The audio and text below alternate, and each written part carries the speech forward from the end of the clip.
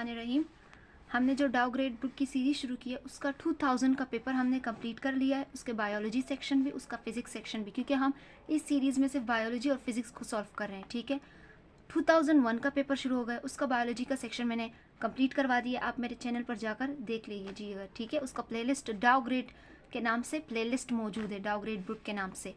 आज हम 2001 के फिजिक्स पोर्शन को सॉल्व करेंगे। ठीक है, पहला सवाल क्या है, what are the dimensions of work. ठीक है, अब डायमेंशंस हम 9-10 से पढ़ते आते हैं, डायमेंशंस आपको आनी चाहिए। ठीक है, तो हम आते हैं डायमेंशंस को हमने कैसे सॉल्व किया है। पहला सवाल था डायमेंशन, वर्क की डायमेंशन पूछिए। अब अगर आपको वर्क की डायमेंशन पूछिए यानी आपको वर्क डन का यूनिट पता होना चाहिए। क्या है, जूल। जूल किसके बराबर है, न्यूटन मीटर के। अब हम न्यूटन को खोलते हैं, न्यूटन किसके बराबर है, kg/m², क्योंकि आपको तो पता है ना न्यूटन किसका यूनिट है, फोर्स का। फोर्स का फॉर्मूला क्या है, ma। ठीक है, फोर्स का यूनिट क्या है, न्यूटन। फोर्स का फॉर्मूला क्या है। अगर आपको न्यूटन आपको खोलना नहीं आता, जिस तरह के मैंने खोला है, इस वाले मीटर को मत देखे, न्यूटन ये है। ठीक है, मैंने न्यूटन को इस तरह खोला है, ये वाला जो m है वो ये रहा, इसको हम हटा देते हैं। न्यूटन को मैंने खोला है kg/m² में। अगर आपको न्यूटन को खोलना नहीं आता kg/m² में, तो आप सिंपली फोर्स का फॉर्मूला याद कर लीजिए। ठीक है, क्योंकि फोर्स क्या है, ma, ये m का यूनिट है, ये एक्सेलरेशन का यूनिट है। इसको हमने डायमेंशंस में चेंज कर दिया, kg को हम कैपिटल M लिखते, मीटर को हम कैपिटल L लिखते हैं, और सेकंड को हम कैपिटल T, और दोबारा मीटर को L। इसको हमने 2L मौजूद है, हमने 2L को एक जगह पे कर दिया। आपके पास ml2t-2 जूल का आपके पास ये डायमेंशन आया, ये जूल का डायमेंशन भी है, वर्क डन के यूनिट का डायमेंशन भी है। ठीक है, डायमेंशन ऑफ वर्क। अगर सवाल होता है what are the dimension of joule, तो आप दे सकते थे। ठीक है, क्योंकि वो वर्क का यूनिट है। Resultant of two forces 30 newton and 40 newton acting perpendicular to each other is, हमसे रिजल्टेंट फोर्स का पूछा है। ठीक है, हमने रिजल्टेंट फोर्स बताना है। अब यहाँ पे जो है 30 एंड 40, अच्छा रिजल्टेंट फोर्स का तो फॉर्मूला सबको मालूम होगा, लेकिन ये सवाल इन्होंने मुश्किल कैसे बना दिए, 30 और 40 देकर। अब फॉर्मूला ये रहा रिजल्टेंट का। ठीक है, a² + b² √2। अब अगर हम जब 30 और 40 का स्क्वायर निकालेंगे, और वहाँ पर तो इतना टाइम होता नहीं कि बंदा 30 और 40 का, अगर इस बार तो 3 आवर्स थे, सॉरी 3 आवर और 30 मिनट्स थे, लेकिन अगर इतना टाइम भी मौजूद हो, लेकिन आप इतने टेंशन में होते वहाँ पर कि आपसे ये नहीं हो पाता। ठीक है, तो हमने क्या किया, 0 0 से कोई फ़र्क नहीं पड़ता, इसको हटा दो। ठीक है, हमने क्या लिया, 9 + 16, 3 का स्क्वायर लिया और 4 का लिया। जब हमने 3 का हमारे पास 9 आ गया, 4 का हमारे पास 16 आ गया, फिर हमने इसको जमा किया तो 25 आ गया। 25 का हमें पता है 5 आंसर है। ठीक है, हमारे पास आंसर क्या निकला है, 5। अब हम ऑप्शंस में देखते हैं, ऑप्शन है 70, 10, 50, 40। अब आपने क्या करना है, अब आप देखिए हमारा आंसर क्या आया है, 5। हमने 0 हटा दिया था ना वहाँ पर, जब हम सॉल्व कर रहे थे तो हमने 0 को कंसिडर नहीं किया था, और जब हमारे पास आंसर आया है 5, अब हम इसमें 0 लगा देंगे। कितनी आसानी तरीके से हो गया। ठीक है, आप इस तरह 0 को मत कंसिडर कीजिए, सिर्फ ये जो अहम नंबर्स है इनको ले लीजिए, फिर जो आंसर आए उसके साथ 0 लगा दीजिएगा। ठीक है, आपको आंसर मिल जाएगा 50। ठीक है, 50 न्यूटन इसका आंसर है।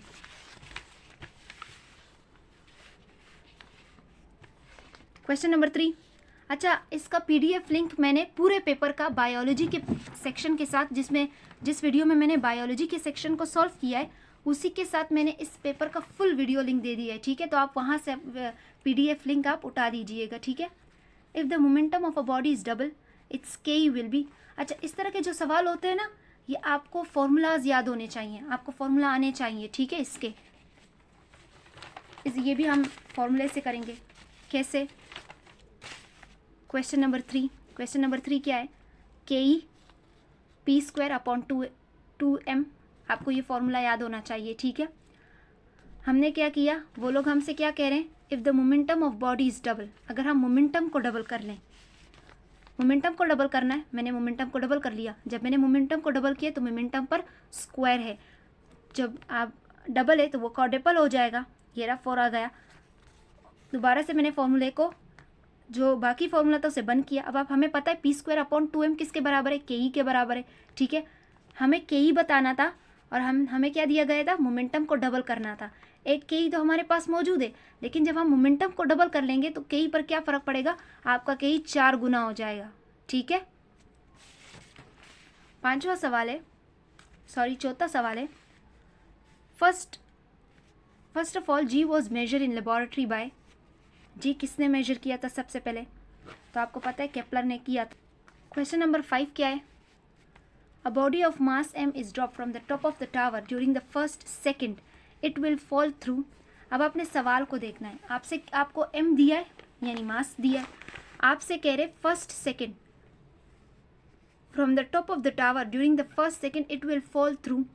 आपको हाइट मालूम करनी है, आपको सेकेंड दिया गया है, आपको मास दिया गया है। ठीक है, अब ये कैसे होगा, आपने ज़रा समझना है इसको। ठीक है, फर्स्ट सेकेंड दिया, आपको ये नहीं बोला कि 1 सेकेंड, 2 सेकेंड, 3 सेकेंड, 4 सेकेंड, आपको क्या दिया है, फर्स्ट सेकेंड। तो इसका एक ट्रिक है, ठीक है, जो एमडीकेट के लिए हम करते हैं। अगर आपसे बोला गया हो n सेकेंड यानी 1 2 3, कभी आपसे पूछ सकते हैं nth का मतलब है फर्स्ट सेकेंड थर्ड।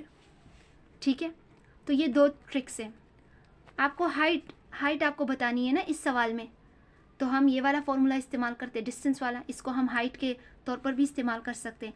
अब मुझसे उन्होंने 1 सेकेंड नहीं बोला, उन्होंने कहा है फर्स्ट सेकेंड, तो मैं ये वाला ट्रिक, ये वो तो फॉर्मूला है जो हमें मोशन ऑफ इक्वेशंस में याद होना चाहिए।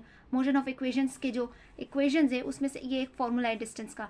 लेकिन अगर आपको सेकेंड ये वाला दिया हो, nth सेकेंड दिया हो, तो फिर आपने फॉर्मूला कुछ इस तरह लिखना होता है। ठीक है, ये डिस्टेंस के फॉर्म में, ये हाइट के फॉर्म में। ठीक है, हमने क्या लगाया, इनिशियल वेलोसिटी 0 दी गई है क्योंकि वो टॉप पे पड़ा हुआ है। एक्सेलरेशन हम 9.8 लगा देंगे, 2 फॉर्मूले का हिस्सा है, n हमें n सेकेंड क्या दी थी, फर्स्ट यानी 1, -1 कर लिया हमने, इसे सॉल्व किया तो 1 आया, 0 को कोई फ़र्क नहीं पड़ता। ठीक है, जब हम 9.1 मल्टीप्लाई बाय 1 9.8 ही आएगा, 9.8 डिवाइडेड बाय 2 करेंगे तो हमारे पास 4.9 आंसर आ जाएगा। ठीक है, बस आपको मुझे ये सवाल तो बहुत इजी था, ये आप भी कर लेंगे, लेकिन ये ट्रिक्स बतानी थी कि 1 2 3 बोला हो तो ये फॉर्मूला आप जो अमूमन हमें याद होता है यूजुअली तौर पर, आम तौर पर, और अगर फर्स्ट सेकंड थर्ड बोला हो तो आपने ये ट्रिक याद कर लेनी है। ठीक है,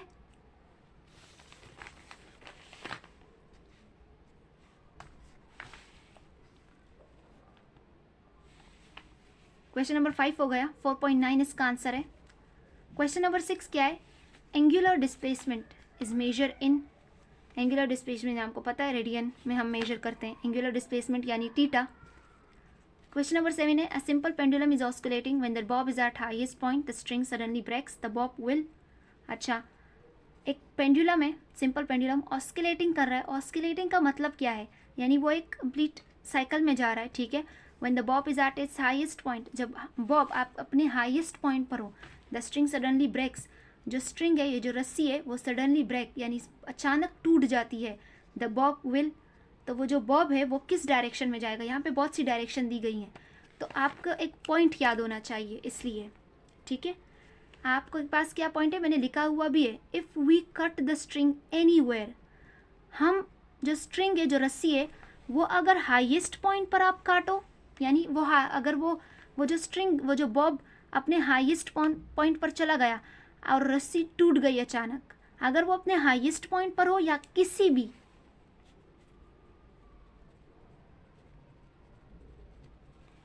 एनीवेयर या एनी पॉइंट पर भी हो, ठीक है, हाईएस्ट पॉइंट पर हो या कहीं पर भी हो, एनीवेयर कहीं पर भी हो, if we cut the string anywhere, अगर हम रस्सी को कहाँ से भी काटे, अगर वो हाईएस्ट पॉइंट पर हो, लोवेस्ट पॉइंट पर हो, जो भी हो पॉइंट, जो भी हो, वो किस मोशन में जाएगा, प्रोजेक्टाइल मोशन में। ठीक है, वो जाएगा प्रोजेक्टाइल मोशन में। ठीक है, तो आपने कंफ्यूज नहीं होना, यहाँ पर कुछ भी आ सकता है, हाईएस्ट पॉइंट है ना, यहाँ पे लोवेस्ट पॉइंट भी आ सकता है, कुछ भी आ सकता है, आपने क्या लिखाना है, move in projectile motion.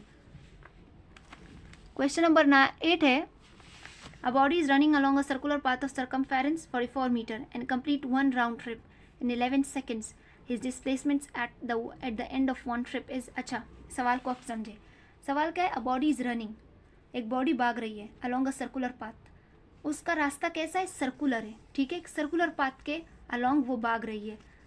Circumference क्या दिया है 44 मीटर। कंप्लीट 1 राउंड ट्रिप, उसने क्या कर लिया, एक राउंड ट्रिप कंप्लीट कर लिया 11 सेकेंड में। His displacement eight the end of 1 trip is, हमसे पूछ रहे कि डिस्प्लेसमेंट बताओ, डिस्प्लेसमेंट क्या होगी eight the end of 1 trip. उसने वो जो साइकिल कंप्लीट किया है ना 11 सेकेंड्स में, उसका हमें डिस्प्लेसमेंट बताना है, ठीक है। और सरकमफेरेंस हमें दिया गया है। इसके लिए भी एक ट्रिक है, वो ट्रिक क्या है, क्वेश्चन नंबर 8 हम सॉल्व करें। वन कंप्लीट अगर 1 कंप्लीट वाइब्रेशन हो या साइकिल हो, यहाँ से हम यहाँ पर जो सवाल है वो साइकिल का है, वो कंप्लीट एक राउंड ट्रिप का है। 1 कंप्लीट वाइब्रेशन या 1 कंप्लीट साइकिल में डिस्टेंस जो होता है ना आपका, वो 4 एम्पलीट्यूड के बराबर होता है और डिस्प्लेसमेंट आपका 0 होता है, ठीक है।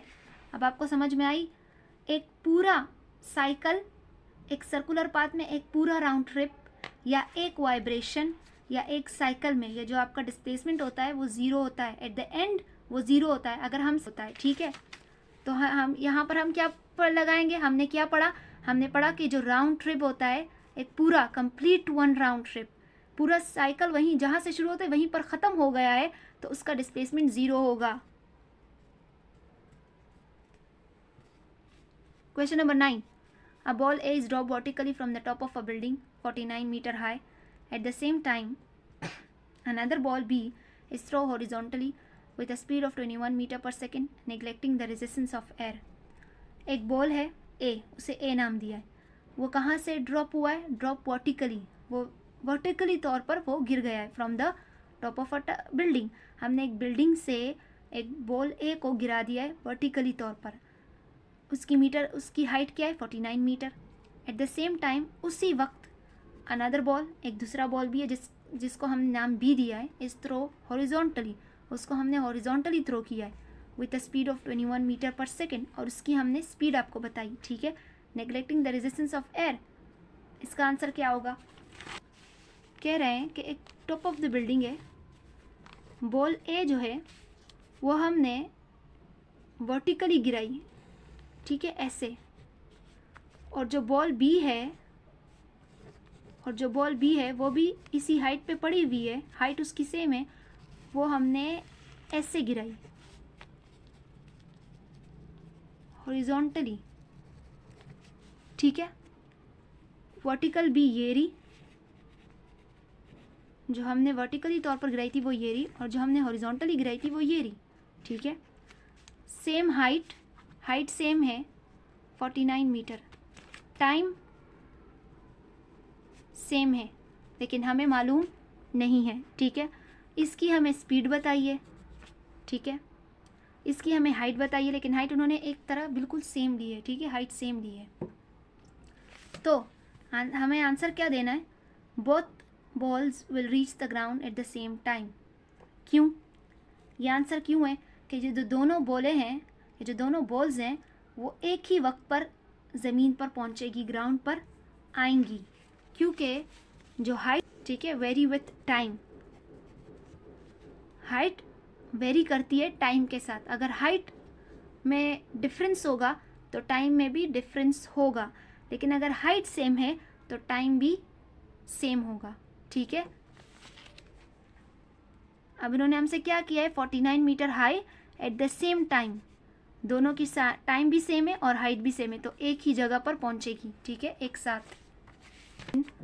Out of the existing 4 forces the weakest force is, हमें बताना है कि हमें जो 4 फोर्सेस दी गई हैं इसमें से वीकेस्ट फोर्स कौन सी है, ठीक है, वीकेस्ट यानी कमज़ोर फोर्स कौन सी है। अब आपने एक काम करना है, ऑप्शंस पढ़िए, gravitational force, strong force, electromagnetic force, weak force. Strong force और वीक फोर्स को बिल्कुल हटा दें, ये हमारे ऑप्शंस हो ही नहीं सकते, ठीक है। बचा gravitational force and electromagnetic force. आपके बुक में पूरी एक लाइन मौजूद है, ठीक है, वो मैं आपको बताती हूँ अब सिंध बोर्ड में, क्योंकि डाउग्रेड हम सिंध बोर्ड के लिहाज से ही पढ़े, सिंध बोर्ड वाले बच्चे डाउग्रेड को सॉल्व करते हैं। शायद आपको थोड़ा सा जूम करना पड़ेगा,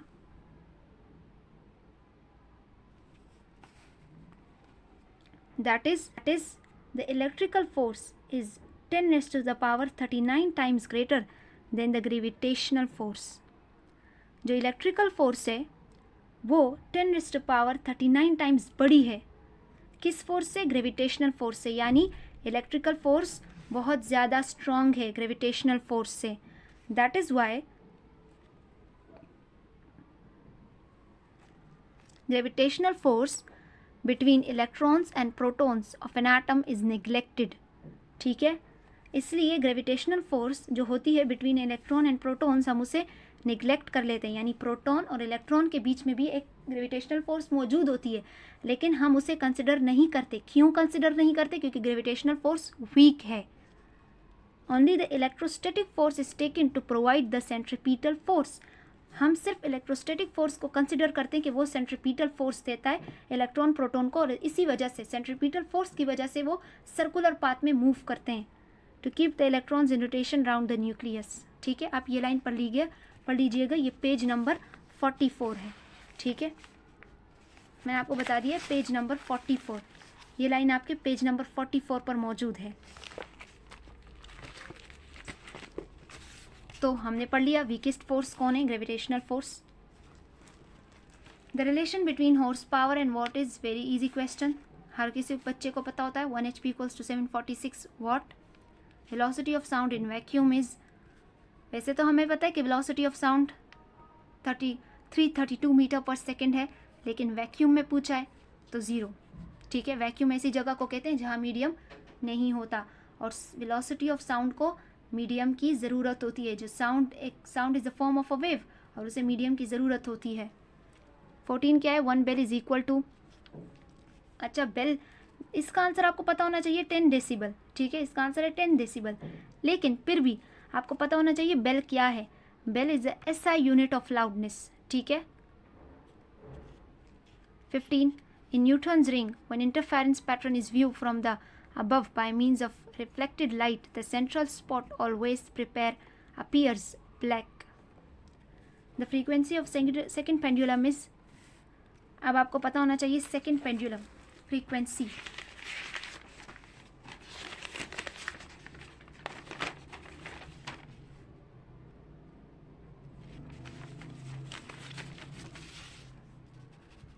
time period of second pendulum, मैं आपको पहले टाइम पीरियड बताती हूँ सेकंड पेंडुलम का, वो क्या है 2 सेकंड। आपको टाइम पीरियड पता लग गया, अब आप फ्रीक्वेंसी भी निकाल दोगे। कैसे? फ्रीक्वेंसी की फॉर्मूला क्या है? 1/t। 1 का टाइम पीरियड क्या है? 2। 1/2 क्या होता है? 0.5 हर्ट्स। तो आंसर क्या है? 0.5 हर्ट्स। आपको दोनों पता होना चाहिए, टाइम पीरियड भी और फ्रीक्वेंसी भी। सेकंड पेंडुलम का टाइम पीरियड 2 सेकेंड्स है और फ्रीक्वेंसी 0.5 हर्ट्स। आंसर मौजूद है यहाँ पे, ये रहा भाई 0.5 hertz. 20 kg of a body at the center of question number 17. The weight of a 20 kg of a body at the center of earth is, center of earth पर जो weight होता है वो 0 होता है। ठीक है। 18. If the distance between two bodies is double and their masses are also double, the gravitational force will, अब अगर हम distance को डबल करें and their masses, अब आप देखें ना masses आ गया है, सिर्फ एक मास की बात नहीं हो रही, masses are also double, gravitational force को क्या होगा। अब यहाँ पर आपको फॉर्मूला पता होना चाहिए, बहुत आसान क्वेश्चन है, बहुत ज़्यादा। क्वेश्चन नंबर 18 क्या है? फॉर्मूला ये रहा, आपसे कह रहे जब आप मासेस को डबल कर दें और डिस्टेंस को डबल कर दें, ऊपर भी 4 आ जाएगा, नीचे भी 4 आ जाएगा, क्योंकि r पर स्क्वायर है, 4 कट जाएगा, आपके पास वही आंसर आएगा, यानी रिमेन सेम। पहले भी f था, बाद में भी f ही आएगा। ठीक है, तो आंसर क्या आएगा? Remain same, C, option C. Weight of an object on the moon is, weight of an object on the moon is 30 newton. हमें क्या बताया है कि एक ऑब्जेक्ट है, उसका जो वेट है वो 30 न्यूटन है मून पर, चांद पर। अब यही object, its weight on the earth will be, इसी ऑब्जेक्ट का वेट अर्थ पर क्या होगा। ठीक है, हमें अर्थ का वेट मालूम करना है, इसके लिए आपको एक रिलेशन मालूम होना चाहिए। कैसा रिलेशन? अब हम यहाँ पढ़ते हैं, मून का वेट, हम फॉर्मूला लगाते हैं वेट का। वेट का फॉर्मूला क्या होता है? m और g। हमने मून के वेट का फॉर्मूला लगाया, तो मैंने ये जो m है ना, ये छोटा m, ये मून को शो कर रहा है। ठीक है, अब यहाँ पर आपको एक रिलेशन पता होना चाहिए। क्या रिलेशन पता होना चाहिए?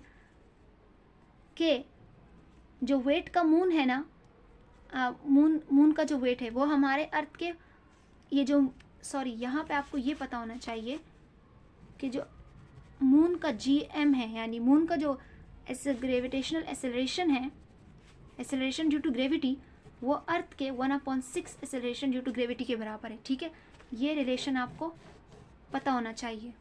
इस सवाल के लिए आपको सिर्फ ये पता होना चाहिए कि जो मून की एक्सेलरेशन ड्यू टू ग्रेविटी है वो अर्थ के 1/6 के बराबर है। ठीक है, हम यहाँ पर लगा देंगे। ठीक है, एम से कोई फ़र्क नहीं पड़ता, एम ही रहेगा। GM के बजाय हमने क्या लगा दिया, 1/GE हमने पुट कर दिया। अब 1/6 को हमने यहाँ पे कर दिया, mg को साइड पे लगा दिया। mge का मतलब वेट ऑफ अर्थ, ई यहाँ पे अर्थ का कंस शो कर रहा है, और वेट ऑफ हमें क्या, मून पर क्या वेट थी, 30 हमने लगा दी। ये 6 यहाँ पे जाएगा, 6 इससे मल्टीप्लाई हो जाएगा, 180 आ जाएगा।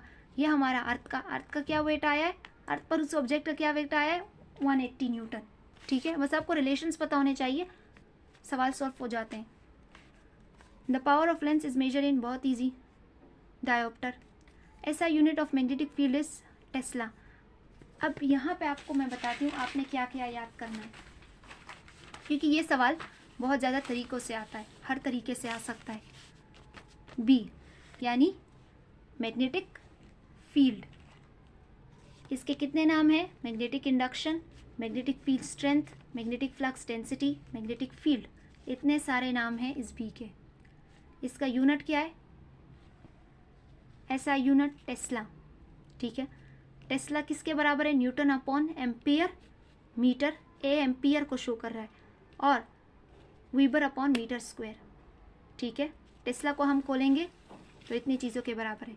ये रिलेशन आपको पता होना चाहिए, क्योंकि इस तरह से भी पूछ सकते हैं, इस तरह से भी पूछ सकते हैं, लेकिन ऐसा यूनिट क्या है, टेस्ला है। सही है, ऑप्शन में ये भी मौजूद है, लेकिन हम टेस्ला लगाएंगे क्योंकि ऐसा यूनिट पूछा है। ये अपने साथ नोट कर लीजिए।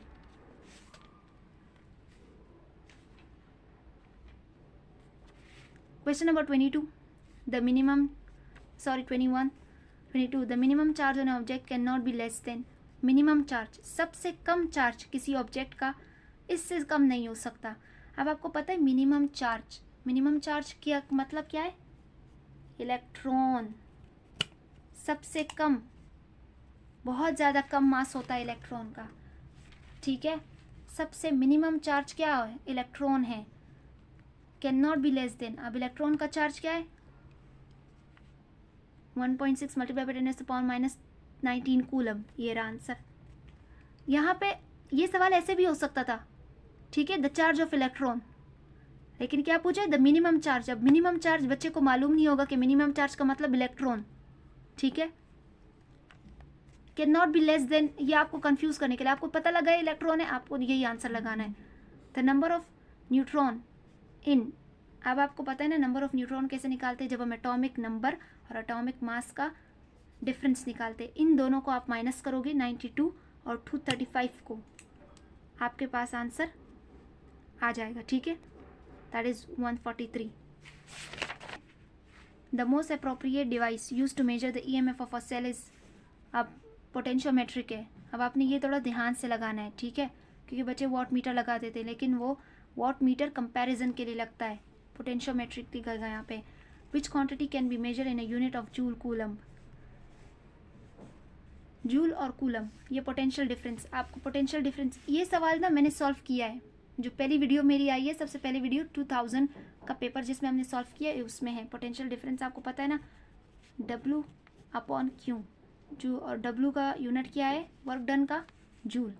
ये फॉर्मूला ये है। ठीक है, ये इस फॉर्मूला से लिया गया है।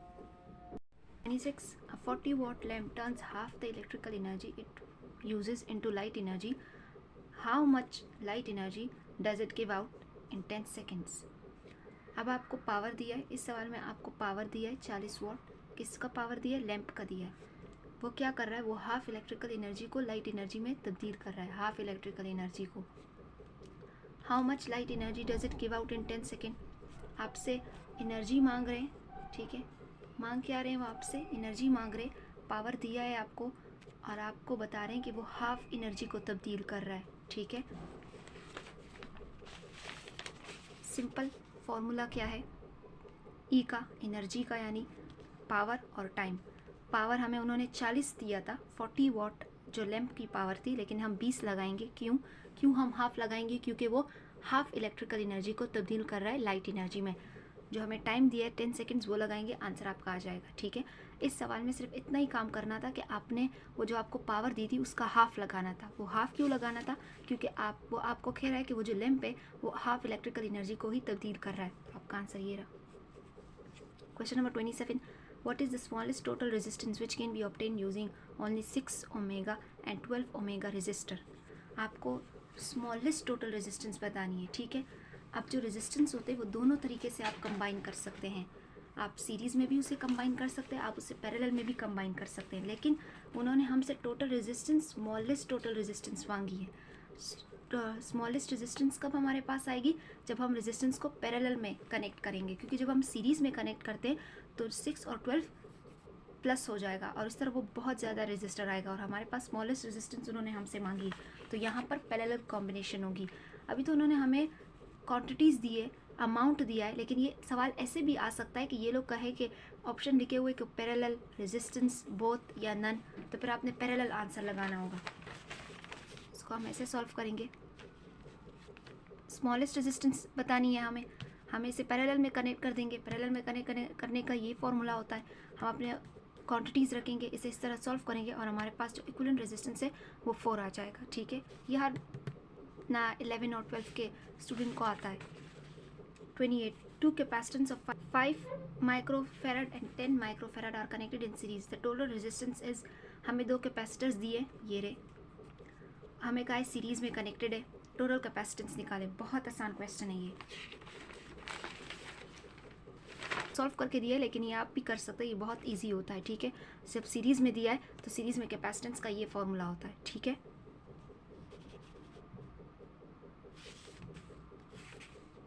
अगला क्वेश्चन है, which of the following is correct answer? Is correct answer. अच्छा, ऑप्शंस क्या दिए गए हैं? 1, ये फैराड और कूलम्ब नहीं है। ठीक है, ये 1 फ़ारेनहाइट। ऑप्शन, पहला ऑप्शन क्या है? 1 Fahrenheit is greater than 1 centigrade. ठीक है, दूसरा ऑप्शन क्या है? 1 Fahrenheit is less than 1 centigrade. तीसरा ऑप्शन क्या है? 1 Fahrenheit is equals to 1 centigrade. अब आपको ये तो पता है ना कि जिसकी तरफ मुंह होता है उसका हम कहते हैं कि ये बड़ा है। ठीक है, यहाँ पे इस F की तरफ मुंह है तो हम कहेंगे 1 Fahrenheit is greater than 1 centigrade.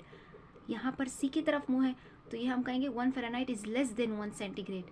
ठीक है, इसमें से ऑप्शन बी टी करेक्ट है। क्यों? 1 Fahrenheit is less than 1 centigrade, या आप इसे ऐसे भी कह सकते हैं कि 1 centigrade is greater than 1 Fahrenheit. इसका आंसर क्या है? क्यों ये ऑप्शन लगाया है मैंने? क्योंकि आपको पता है ना फ्रीजिंग पॉइंट क्या है? 0 सेंटीग्रेड। फ्रीजिंग पॉइंट क्या है? 0 सेंटीग्रेड। वो जो फ्रीजिंग पॉइंट सेंटीग्रेड में 0 है वो आपके फ़ारेनहाइट में 32 बन जाता है। ठीक है, यानी जो सेंटीग्रेड में जो 0 अमाउंट है वो आपकी फ़ारेनहाइट में 32 आ जाती है, तो जो हमारा सेंटीग्रेड है वो बड़ा है फ़ारेनहाइट से। Question number 30, a device which convert AC into DC voltage is called very easy rectifier.